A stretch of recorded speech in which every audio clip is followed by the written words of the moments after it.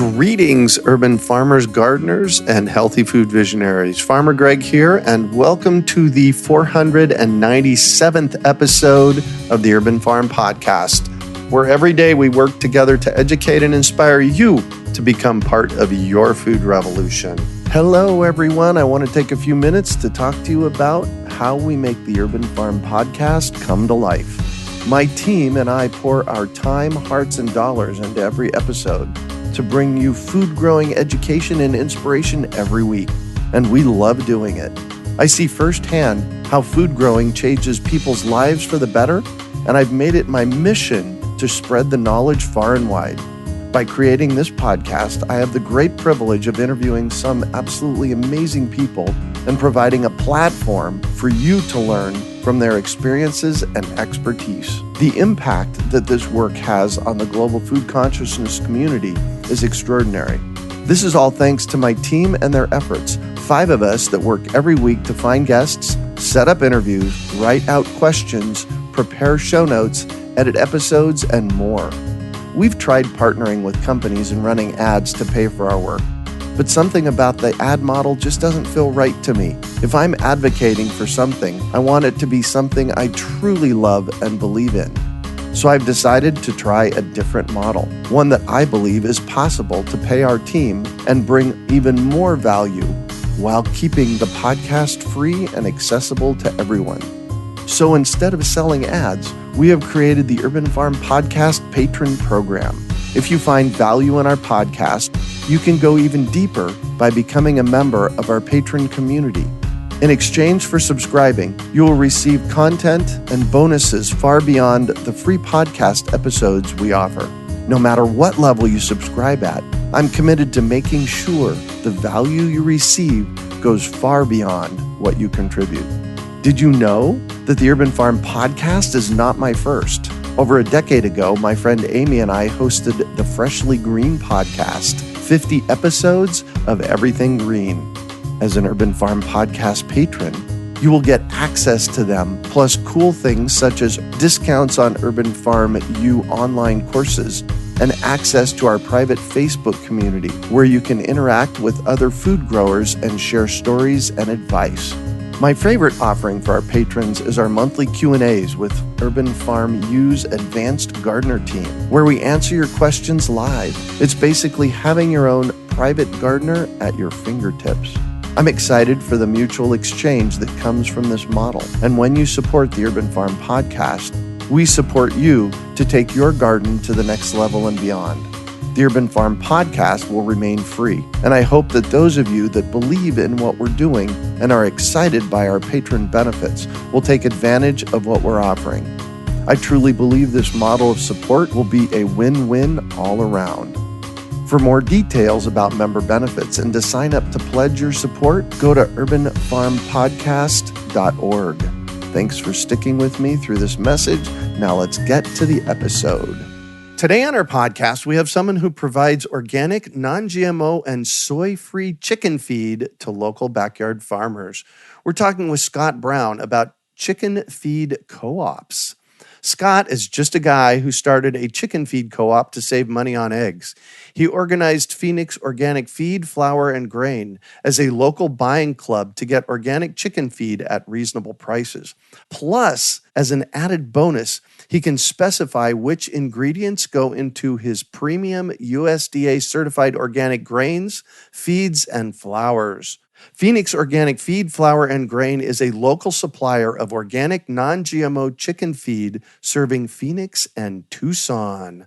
Welcome to the show today, Scott. Are you ready to rock chicken feed? Yes.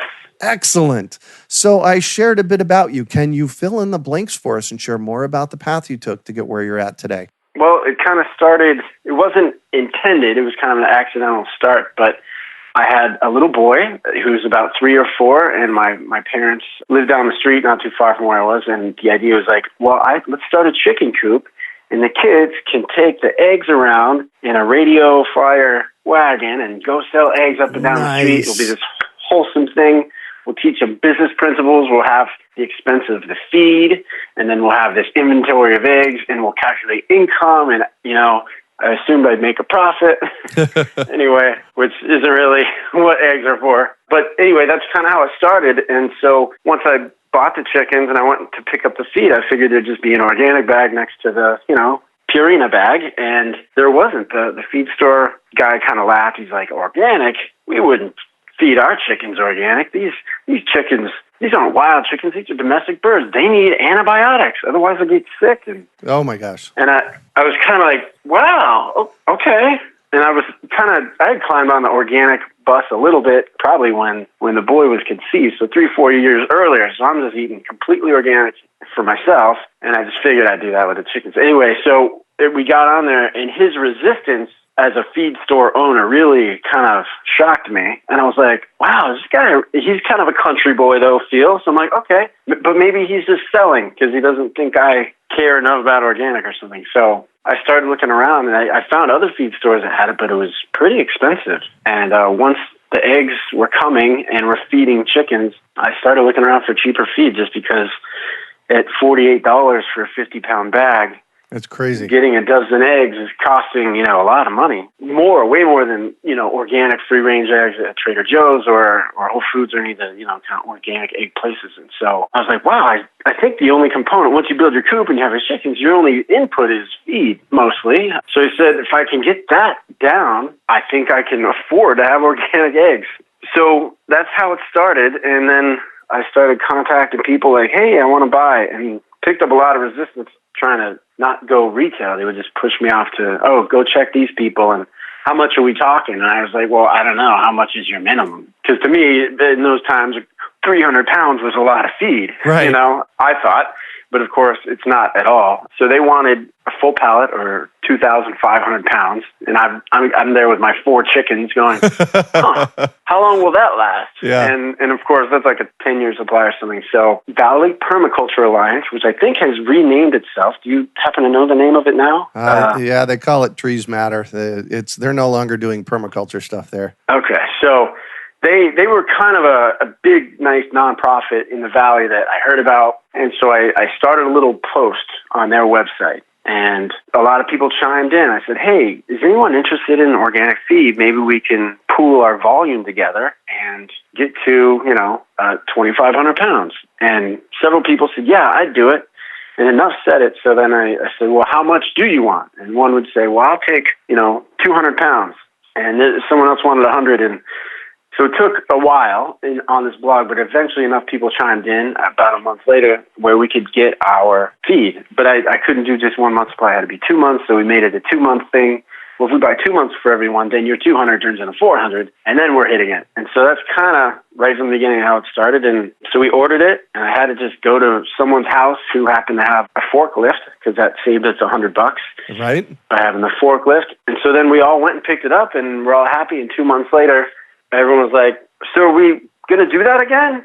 And they asked me before I ran out even. So I was like, yeah. And they're like, oh, by the way, I told my friend because we're saving some money, and she's hoping she can buy too. And I said, I think so. As long as we need to get a whole pallet for it to make sense. And so we did. We got to 3 pallets, as a matter of fact. On the second one, enough people chimed in on the little VPA site, Valley Permaculture Alliance, and it just kind of went. I thought, wow, this is good. I'm getting my feed now, and I'm saving, it's probably 30-40% is what it was. And yeah. So it just kind of unfolded that way. And then 2 months later, we did it, and we got to 5 pallets, and it just grew quickly.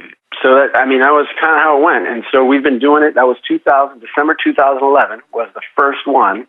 And we're coming up to December 2019. So it's been 8 years. Wow. Congratulations. And yeah, it's growing quickly. I ended up building a website, trying to do like a lead capture system so people who want to join can just input their email. It's great, so that's kind of how it started. And as I did it, anytime there was a problem, I made sure I reimbursed people. And the goal was like, oh wow, if I could get my feed for free, that would be amazing, Right. And so, because it became cumbersome, of course, once you're talking to truckers and trying to organize things, and now you've got 100 people coming to pick up feed. There's a lot of like, okay, I'll email them, and initially I was using Google Docs instead of the website and things like that. So, but I just kind of evolved, and now I've got the website, which still is a little bit not optimized. I could do better, and I hope to do that in the near future. But yeah, so we got a full truck. So we import about 44,000 pounds every 2 months. Wow.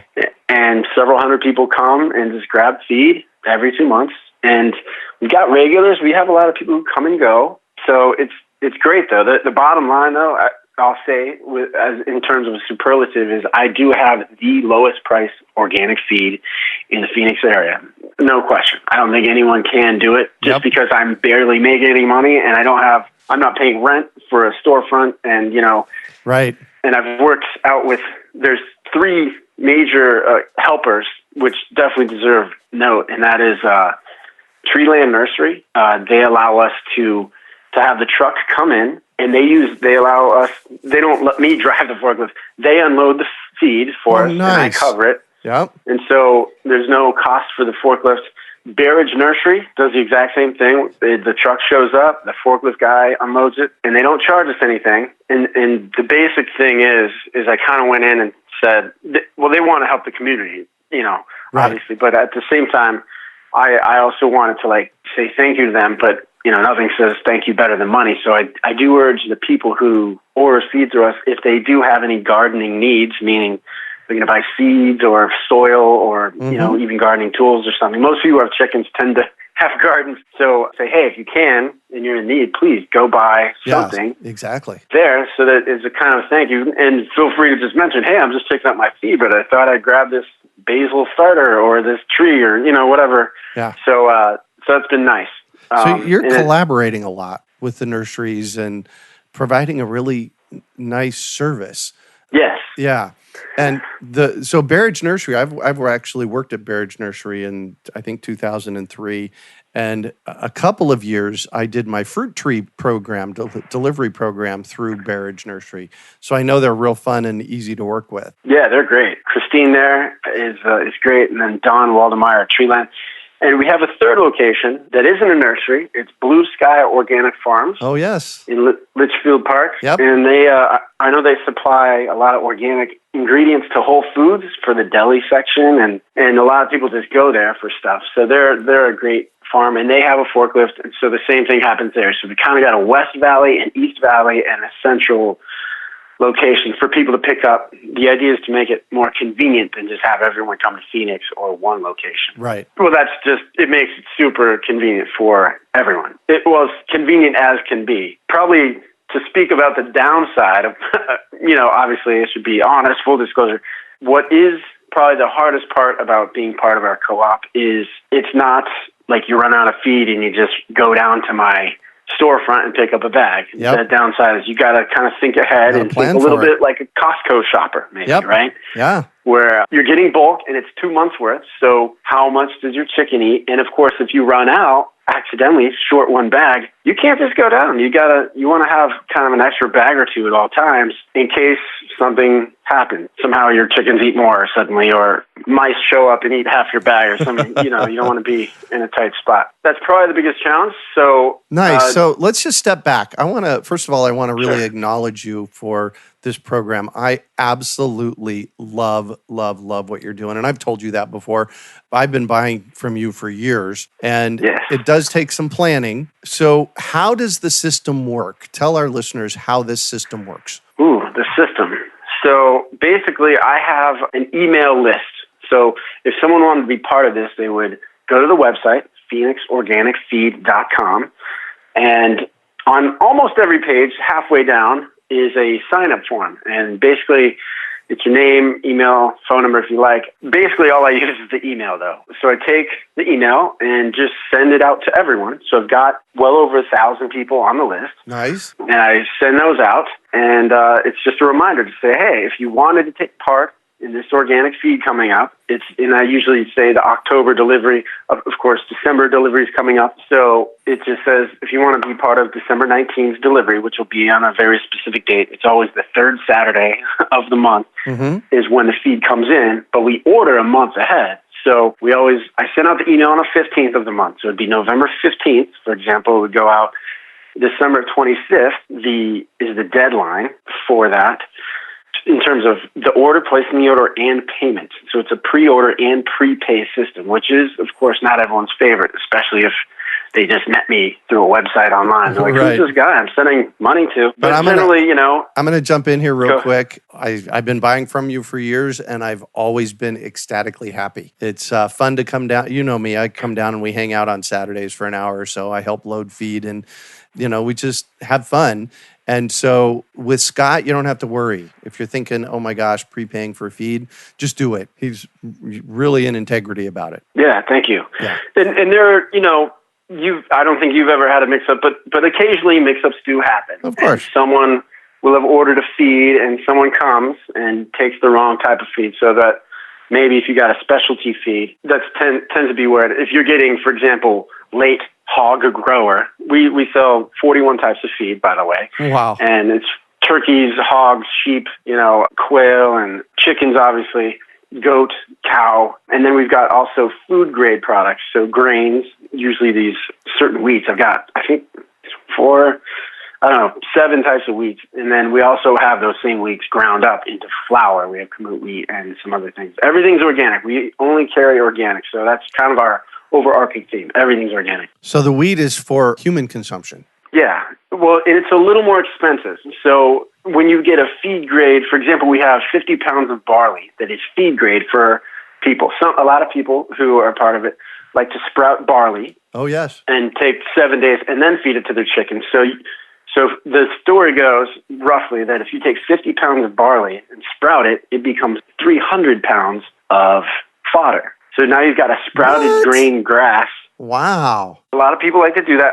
I have done it. I don't make that part of my regular thing. I'm a little more hands-on with my chickens. I know some people treat their chickens like pets and really take care of them. That's great, but that's a really good one. But I guess my point that I'm bringing up is inside that food-grade barley, you'll have some holes, some, pieces of straw. There's a lot more allowable debris, I guess, is what I would call it. It's plant parts, but it's not the grain that, sprouts, for example. And these are hulled. I think the barley's still in its hull, so it's raw, it's sproutable, all these things. Whereas when you get our other grains, they're also raw, but they've been hulled, so yes, the outer shell isn't there. So it's washed. I think it's triple washed. So the difference between feed grade, but it is more expensive to get food grade wheat versus, just cracked wheat that we would give to animals, just because of the washing and preparation. So let's talk about the cost of chicken feed, because I know that when we first started buying organic feed, I could buy a 50-pound bag of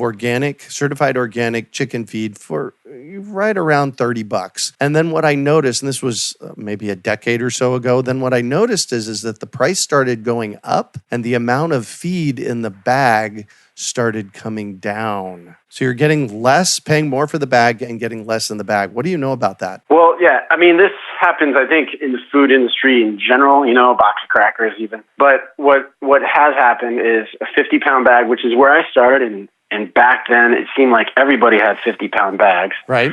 And so what's happened is the price has either gone up. So, for example, I know a local shop in Phoenix sells an organic bag for $48. And it's a good product. It's a nice, good organic product. There's nothing wrong with it. I don't have any stones to throw at it. Yep. Except the price. Except the price, exactly. So my feed is $28.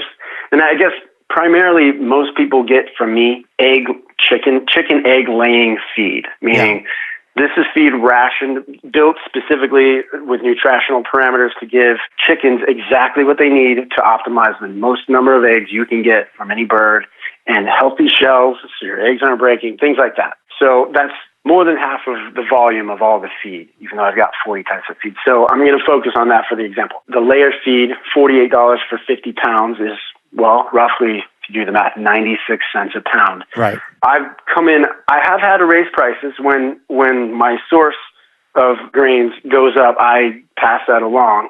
But I do have a real narrow margin. So our same 50-pound bag goes for 56 cents a pound.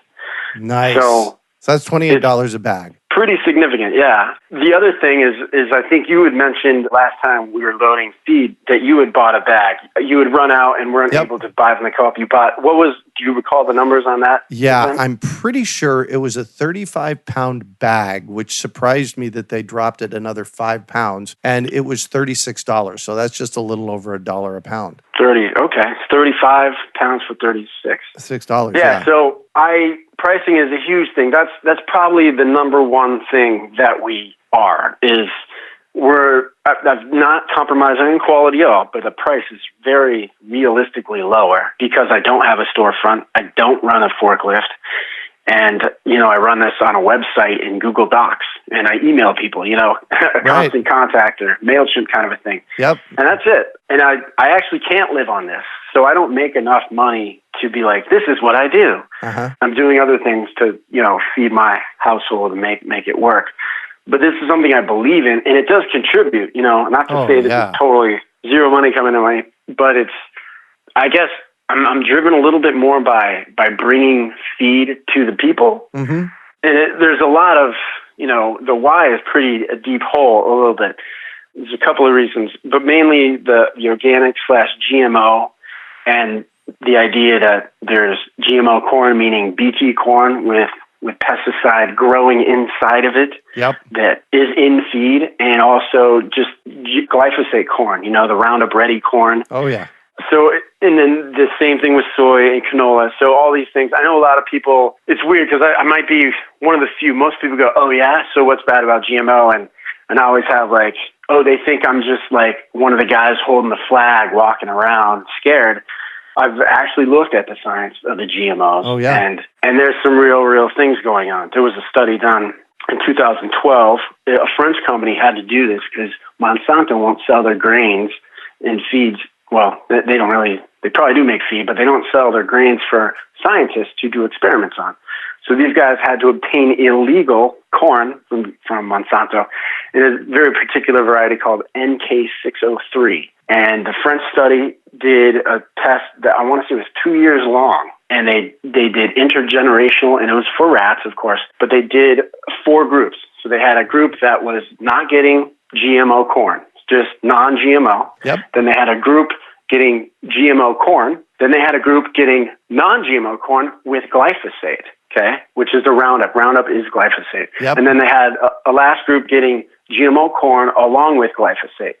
So most of us, because Roundup Ready corn, which is most of the corn out there, is sprayed with glyphosate. So when you eat corn that isn't organic, the idea is that you're eating GMO corn, so it's a genetically modified organism that has been crossed with a bacteria that survives Roundup. That's basically, they took the genome snippets of genetic material from a bacteria and spliced it in to corn. And so now we've got GMO corn, right? Yep. And so this NK603 was this particular, and I don't know how many experiments they've done, but NK603 sounds like it's probably 600 or so. So when they've done that, what they found was in all the groups, so the rats that got the most cancer were, of course, the ones that had glyphosate and GMOs. Yeah. They expected the glyphosate group to get more cancer too. The hypothesis was, but that probably the GMO organism by itself, the corn without glyphosate, wouldn't really increase cancer. But what they found is that it did significantly. And of course, the control group that was just eating corn but not GMO or had the least, of course. But so when I saw that, it said to me, okay, because obviously we all don't want to eat glyphosate. We wouldn't spray Roundup on our food or our chicken's food on purpose, although that's exactly what is happening. But so you're kind of like shrug and you go, well, I don't know, that's just how they do it. And am I willing to pay double and all those things? But then to see that it's the organism itself having a little bit of traction, that was a rogue study. They didn't do it because they stole the corn from some farmer somewhere. I don't know how they obtained it, but I have that on my website. If you go to the Why Organic tab on my website, phoenixorganicfeed.com, I've got multiple videos that I've found to be insightful, and that's one of them. That's probably my favorite because it is one of the most science. There's a lot of dissenting people out there who go on no GMO type websites and say, oh, it's BS. And it's true. The truth is the experiment is the human population and all the I don't mean human population, but the agricultural experiment that's being done in the U.S. Ultimately, it's the human population. Yeah. This is my big challenge. This was my big challenge with genetically modified stuff is that they weren't fully tested before they were publicly released. I don't know whether, I don't specifically know whether genetic modification is bad or good, although I suspect it's probably not good. But my bigger problem is they just released it. They did it and released it. And now guess what? We as, the human beings of the planet have to put up with the mess that's been created from it. Yeah. Cat's out of the bag, and we're all doing it. And I guess that's part of what we formulate our feed around, too. So we have 0 corn in all of our feeds, 0 soy. Well, I do have organic soy in the higher protein content feeds. So anything over 20% protein is going to require soy to hit those high protein levels. Yep. Soy is an abnormal grain in that it is 47% protein. So when you get up in these high protein levels, there's more protein in soy than there is in meat, for example. It's just an anomaly. That's how they hit these high levels. But soy, outside of the GMO aspect, is actually a really, really intensely bad thing that isn't quite clear. And it didn't become clear to me. When I started this, there was one lady, I guess we'll go back here a little bit. Hopefully this isn't too much of a tangent. There's one lady right in the beginning, first order. She was on the VPA, the Valley Permaculture Alliance. She said, "Oh, well, I'll join your group. I'll take a few hundred pounds, but it has to be soy-free."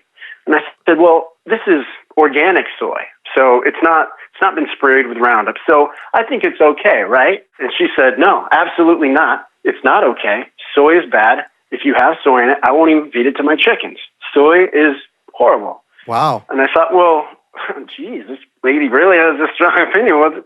What's this about? And I said, "Well, can you tell me why?" And of course, later I found out she's a breast cancer survivor, right? Yeah. So, there you go. And she wrote back. A lot of this was text. She wrote back several paragraphs and amazing science behind soy. And here, you can look these up. I'll tell you, diazinine, genistein, and some other. Those are 2 phytoestrogen phytates that occur naturally in soy. So if you're feeding that to your birds or yourself, you're getting these things that attach to your thyroid and literally throw your hormones out of whack, and they act like estrogen in the body. And so as I've dug down deeper in this, soy acts like estrogen in the body. So the idea is that inside, as it attaches to the estrogen receptors, it mimics estrogen. And the story I've heard, and I'm no scientist, I'm not in labs doing these things, but you've done the research. A little bit, yeah. I've read about the research. And the story goes, you know how they're always curing cancer in rats, like in forks over knives and all these things? How do they, if they want to induce cancer to try and cure it, maybe not in forks over knives, that's probably a bad reference to where the cancer, because I know they're using casein in that one. But the point is how they induce it, if they don't care how the rats got it, but to just see if they cure it, they give them estrogen as a precursor to cancer. And it really helps. Oh, so to have a grain like soy be introduced to your body, your physical organism, and it's attaching to the estrogen receptors, is it good? Is it, you know what I mean? There's some questions. And the story goes, there's a book called Nourishing Traditions by, I can't remember the guy's name. It was a dentist. Great book, Nourishing Traditions, and he goes through soy, and he talks about margarine being made from soy and how soy has come in. He talks about natto, miso, tempeh, and soy sauce is primarily in Asia, where soy kind of originated from, compared to the Western culture. It wasn't really a staple like wheat. They've always fermented soy, is the story. And so that's why they have gotten along with it so well, because they usually are fermenting it. They're not usually doing edamame, is the story. But of course, and so now, and I was a guy back then who would have been like, you know what, I'm going to go dairy-free. I'm going to eat soy milk or soy-based type of thing to avoid meat or something like that, if that was. But now I have completely, soy is more like my kryptonite now. There you go. So out of all the food ingredients I avoided. Yeah, so a couple of things. The Nourishing Traditions, I just looked it up, is by Sally Fallon. So a young lady wrote it. That's true, yeah. So I just wanted to clarify that. There's also a concept that you're touching on here that I want to call it out. It's called bioaccumulation. And you kind of referenced it a little bit. Basically, bioaccumulation is if we're feeding the things low on the food chain all kinds of feed, any chemicals or any glyphosate bioaccumulates in those animals. And then if we eat them, then we're getting a super dose of these chemicals. Yes. So in the tissues and eggs and products from these animals that we're feeding soy, corn, GMOs, the chicken liver doesn't filter it all out. It all comes in there. So now you're eating a chicken leg or whatever, and you're eating soy, estrogen type things, which is, doesn't seem that bad, but do your homework. A little research. Yeah, do your homework. Exactly. So I got one more question before we want to shift. If somebody in another city outside of Arizona wanted to start one of these co-ops, what would you say to them? I would say it's not that hard. I guess hopefully if you're listening to this and you have chickens and this interests you, or you have any farm animals really, and you say, well, I'd like to pay less for my organic feed, you can do that. The key, the threshold, let's say, is to get to a full pallet, which is 2,500 pounds. And then it becomes kind of worth it. If you order 2 or 3 bags, it costs, about the same price as the feed would cost. Yeah. The freight, nearly doubles or doubles the price. So when you get into the volume, that's where it kind of makes sense. And so a pallet, I've found, is the threshold. For people who just want it to have a regular thing in their city, you can do that. I do ship pallets to the western United States. Colorado, California tend to be the most. And so, but if someone's just got 10 chickens, for example, and they're like, oh, I'd like to do that. Well, you don't want to get 2,500 pounds. That's a 5-year supply or something like that. Multiple years, the grain will go bad before you can consume it all. So what I'm trying to do is just kind of like how I did, network with a few friends. You probably got into chickens because you have a friend who's into chickens, or you heard about it, or something. It's part of the community maybe. So if you just create that network, if it doesn't exist, or find those people who are organic minded and kind of backyard farmers, want to raise their own food and be connected to their food, those are your people, and they'll probably want the same thing. If you can all save money, that's how it started. I do hog farmers are one of the easiest to do. So if a person's got 2 or 3 pigs and they want to feed them organic, they can order a pallet, and it's no big deal because they will eat everything. There won't be any waste with 2 or 3 pigs.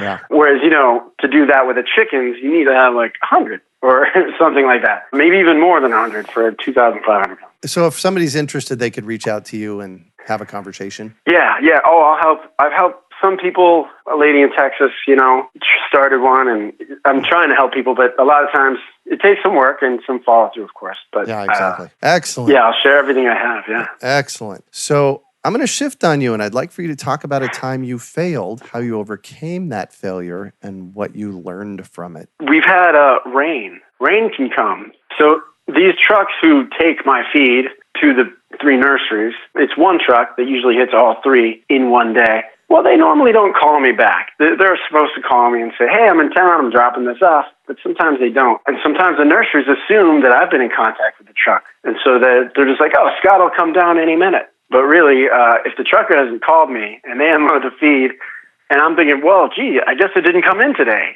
But it did. Well, there's been a time when I didn't go down and cover the feed. And Arizona's usually pretty safe with the rain. But one time, it did rain. And it rained hard. And the pallets are wrapped in plastic, like kind of saran wrap, but it's not very good. It's not enough to keep the water out. And so a lot of the feed got wet. Well, that really was not a good thing, of course. So we lost several bags and some money, but also kind of my fault, I guess. Ultimately, I'm the guy who was in charge of this, and ultimately that's my inventory. And I don't want to hand out, bad, wet feed to people. So we did quite a bit of reimbursements that time. And, I'm sure I lost money, but at the same time, I feel like the overall structure, it's more valuable. I mean, I'm making a little money here, but it's not about that, necessarily. It's about keeping this going and helping those who care enough about their food to embrace it. I feel like if people understood and believed what they read about, what was going on with these food ingredients with Monsanto and these things, they would probably, and they could afford it. I mean, there's always a price thing, because my feed, as cheap as it is, isn't cheaper than Monsanto's feed. A bag of Purina chicken feed is going to be cheaper than my organic feed. Down at Walmart, you can grab cheaper feed. But for those with the discerning tongue and the discerning mind to say, I'm an amazing person and I deserve the best food. And that's kind of the basis of where I start. And I think almost anyone starts when you start to go organic. You're saying, well, is it worth it? An extra $100 a month to feed myself organic, or $200 probably in my case. I'm kind of a food snob. And I've made the decision. It's the decision's made. I'm definitely worth it. And I do everything for my body that I can. Yeah. We're 100% organic here at the Urban Farm. Well, all right, probably 95% because there's some things we can't get organic, but if we have a choice, it's always organic. Even raising plants that might not be an organic starter or seed, but if they're raised organically without glyphosate and pesticides, I feel like that's kind of organic.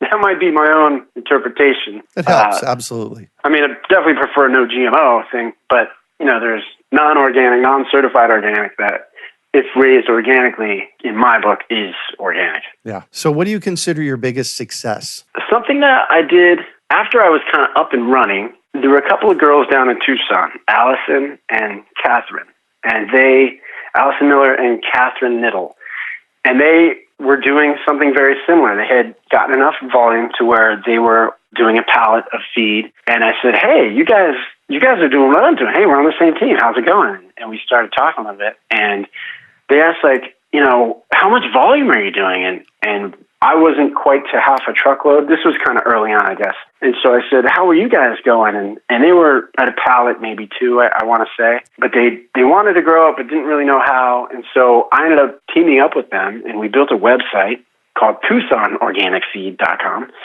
And they run all of Tucson. And for a while, we used the same truck. So the truck would come down, hit our 3 locations here in the valley, and then take the balance before we got to a full truckload down to Tucson. And so by us teaming up, we saved some money on the drops. Mm-hmm. So they saved money, and we kind of pooled together, and it was a mutualistic, a synergistic kind of use of each other. And then I helped them with the website a little bit, and so I feel proud. It's not my baby, it's their baby for sure. But I feel like I was a catalyst for them to grow to the point where they're at. Tucson's obviously a smaller community than Phoenix, so they're not as big as us, but they are significantly larger than they were, and they bring that stuff to Tucson. They're killing it down. They're doing a good job. They're a little more hands-on than I am because their group is smaller. Yep. They have one location, so they're there all the time, and they're on first-name basis with everybody. A lot of people show up and go like, oh my gosh, someone's here. I've never seen anyone here before. And I'm like, oh man, I'm here every time. But, so I'm proud of having helped them. Yeah. And I'd love to sprout, by the way, anyone listening interested in this, I would love to sprout up new locations all over. Cool. The Western United States is very easy for me. I've shipped as far as Boston and Florida, but usually that doesn't make sense. You probably should source your feeds from Vermont. There's some there. I think there's one in Tennessee. But it doesn't make sense for them to ship all the way to Arizona. Perfect. Anyway, I'd love to help anyone. And I think it'd be a great success if we made these feeds available to a little more of the common man, meaning it's not as cheap as, conventional feed, but it's cheap enough to where your average Joe can take part. I guess I'd like to democratize organic feed for the people or something. I don't know. It sounds like a big thing. Yeah, I feel great about that. Nice. And that's TucsonOrganicFeed.com. I'm on their website. Good job. Yeah. What drives you? What drives me? I guess health. In this arena, health and health of the people, I guess I consider a little bit of our current status quo of like, if you showed up and didn't do any research and you followed the doctor's orders and you ate what was marketed to you, and you didn't apply any mental discretion, you would end up being very, very sick, in my opinion, due to pesticides, due to McDonald's and all these things that maybe the typical Americans is kind of there. Most people seem to wake up after they have a major health crisis and go, oh my gosh, I can't eat at McDonald's every day. I need to eat better. And they, unfortunately, it tends to go that way. I was lucky enough to, somehow get a hold of certain books. So I guess, to me, a major component of healthy living and a healthy population in my community and the whole world, I want everyone to be healthy, but a major component is is eating healthy. I think it's probably the major factor. Hippocrates said, let your medicine be your food and your food be your medicine. And so I take that into account. And as you study nutrition and you learn like certain enzymes and certain fruits do amazing miracles in your body, I want to hoist that and take advantage of that. So, there's flaxseed in the feed. So now the chickens are eating flax. Now, I generally don't eat flax. I do sometimes, but, if I'm eating my eggs of my chickens eating flax, and chickens are made to eat seeds and, exactly. Seeds and bugs. Grains. So, yeah. So I'm taking in flax. So I'm getting my omega-3s through my eggs, in a sense, right? I mean, I don't stop there, but I guess, so if we could make the world a healthier place, I'd say that is kind of what drives me is being able to offer these foods to people who care and notice the difference. Most people, the majority of the people are still eating McDonald's and drinking Starbucks 3 times a day or something like that. And so, there's a lot of repercussions from that. And usually that's a long time down the road before and your adrenal fatigue catches up or something. Yeah, we're going to actually touch on that in your book. What book do you have for us? Well, and I guess, it does kind of lead in. The book that's kind of maybe the bedrock of my understanding of our system, meaning being human in America, and we have this medical association, this medical industry that exists. What helped me to really understand that was a book called World Without Cancer. An older book, Ed Griffiths, I believe, wrote it. I think he died recently. Excellent researcher, probably the most thorough book, and it goes into historical hows and whys and wheres that certain cancer aspects are maybe suppressed. Someone finds something useful, some doctor finds, for example, that book is mostly about apricot kernels, and there's an ingredient.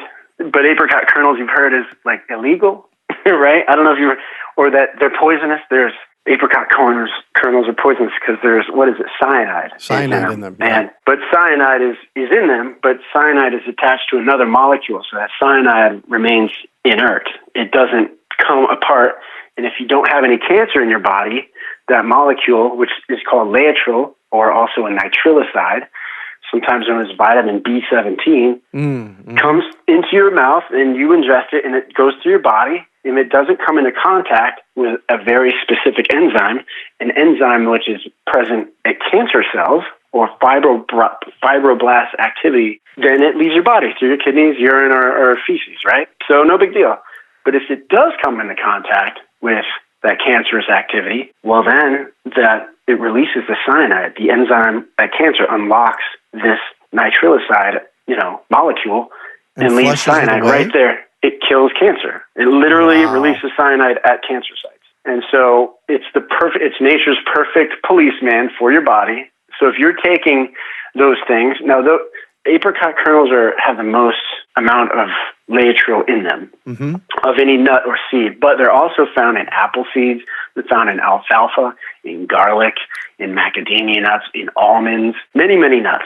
And I mean, you can just Google this. There's a long list. It's foods we all eat all the time, but if you have cancer, it's kind of important, that you get that in your system. So, in my opinion, but this book goes into some of that and some of like why that was pushed away, how it was pushed away by the FDA, and how even one company tried to patent that and make a drug out of it, and then they denied. There's a lot of like crazy things. Welcome to our medical world. Yeah. So, the first half of the book is about, that kind of aspect. And the second, more cancer specific. The second half of the book is like, so wait, if you believe that this is actually a cure, and this guy definitely does, he's like, so why is it that the medical establishment wouldn't want to cure cancer? And because it is puzzling, right? Here we have our government made for the people, by the people. It creates these industries that are kind of like, seem like they're governed. There's the American Medical Association, and there's laws. You have to be licensed to practice medicine and all these things. So theoretically, this should all be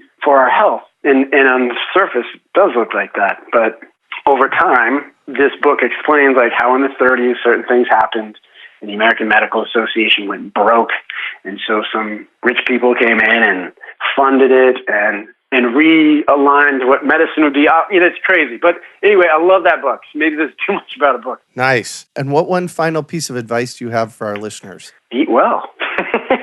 Yeah, I mean, It's weird because there's so many books out there. One book will say, don't eat meat. One book will say, eat meat. One book will say, bone broth. One will say, you need to be vegan, raw, vegan. There's so many things.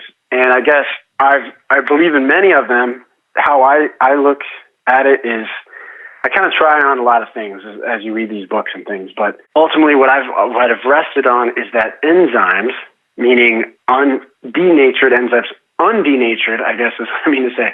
An enzyme is a protein that's alive, right? So proteins do things. So every metabolic process in your body or any human body or any body is an enzymatic process. Digestion is your stomach acids locking on to certain molecules and unlocking them so that the nutrients can be absorbed into your body. Your immune system is your white blood cells, are enzymatically attacking pathogens in your bloodstream, all these things. So everything is an enzyme. And so with this as a general knowledge, by taking in enzymes, meaning living proteins, as opposed to taking, for example, spinach and eating it raw, you get a protein made by a plant in the sunshine. And now when you digest that protein is available and can do a lot more things than just be a dead carcass of an enzyme that your body will and can utilize. There's vitamins and nutrients, and it takes those in, the minerals and things, and incorporates them into your cell wall structures and all those things. But I believe having a little bit of raw or enzymes, present alive enzymes, helps with the overall health of your whole organism. Since you are a giant compilation of enzymes, you're just a giant enzymatic process. Your thoughts even, your neurons firing, like serotonin going across all those things. Yeah. Everything is enzymatic. So I believe in replenishing enzymes in your body. And that's, of course, it's your standard stuff. That means leafy greens. When I eat sushi, it's raw fish. I kind of like it. I pat myself on the back because it's raw meat that I still believe is pretty good. Of course, there's parasite warnings and things like that, and I'm flying in the face of those. So there's just a lot of things. When I cook my eggs, I cook them. They're a little bit wet when I'm done. I don't. But these are from my chickens that I fed organic, you know, and all these things. So I really believe in this stuff. So one of the things that I've noticed in our conversation here, we've known each other, 5, 6, 7 years? I'd say at least. Yeah, at least. And I've never known the depth of what you know about this stuff. And I'm really impressed. A virtual high five for you, man. Good job. Thank you. Thank you. Yeah. It can be a religion, if you right? can't talk about it unless someone asks, right? Yeah, exactly. Because then they're like, oh my gosh, this guy thinks that, he thinks everyone's out to get him and food's dangerous. Nah, we just have to be conscious about that. That's really what it's about. Well, thank you so much for joining us on the show today, Scott. Thank you. It's been a pleasure, and I appreciate the opportunity. How can our listeners get a hold of you? My website is the easiest because I'm a one-man show and there's a lot of things. So the website is Phoenix, that's Phoenix, organic, ORGANIC, feed, FEED.com is organicphx@gmail.com. That's the best way. Perfect. To get a hold. Perfect. Yeah, I can answer questions and things like that. Awesome. So, you can also find show notes from today's podcast at urbanfarm.org/Scott Brown. Hey, if you've enjoyed this podcast and are interested in listening to my first podcast series, Freshly Green from 2007, you can subscribe to support the Urban Farm Podcast. With that, you will have access to Freshly Green and so much more bonus content. Visit urbanfarmpodcast.org to find out more and to pledge your support. We hope you enjoyed today's episode of the Urban Farm Podcast. Remember to listen for tips, advice, and resources to help you on your journey with urban farming. You can find us on the web at urbanfarm.org or send us an email to podcast@urbanfarm.org. In the words of Vincent van Gogh, great things are done by a series of small things brought together. Be encouraged that with each lesson learned and skill developed, you are one step closer in the direction of your dreams.